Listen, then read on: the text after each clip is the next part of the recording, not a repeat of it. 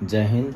Chapter 8.1 का तीसरे number का सवाल है कि यदि साइन ए बराबर 3/4 तो कोस ए और टेन ए का मान परिकलित कीजिए। तो चलिए इसे हम सॉल्व करते हैं। तो साइन ए का वैल्यू है,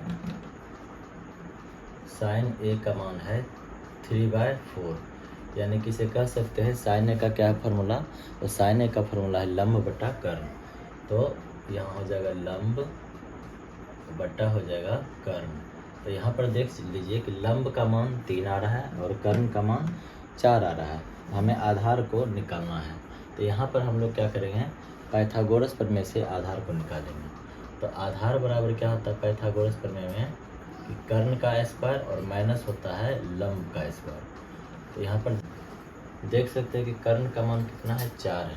तो 4 का स्क्वायर और माइनस लंब का स्क्वायर यानी कि 3 का स्क्वायर हो जाएगा। ठीक है, तो यहाँ देख लीजिए 4 का स्क्वायर 16 और 3 का स्क्वायर 9 हो जाएगा। 16 में से 9 जब माइनस होगा तो कितना बचेगा, √7 बचेगा।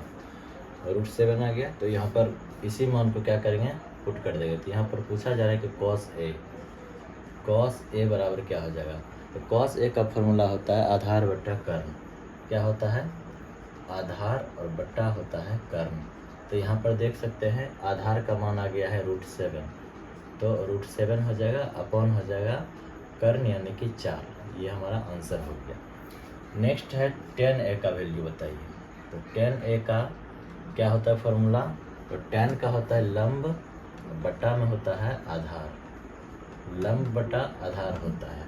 तो यहाँ पर लंब का वैल्यू क्या है, तो लंब का वैल्यू है 3 और आधार का वैल्यू √7। ये हमारा आंसर हो जाएगा। तो सवाल नंबर 3 का यही हमारा आंसर है। कॉस ए का मान √7/4 और tan a का वैल्यू हो जाएगा हमारा 3/√7।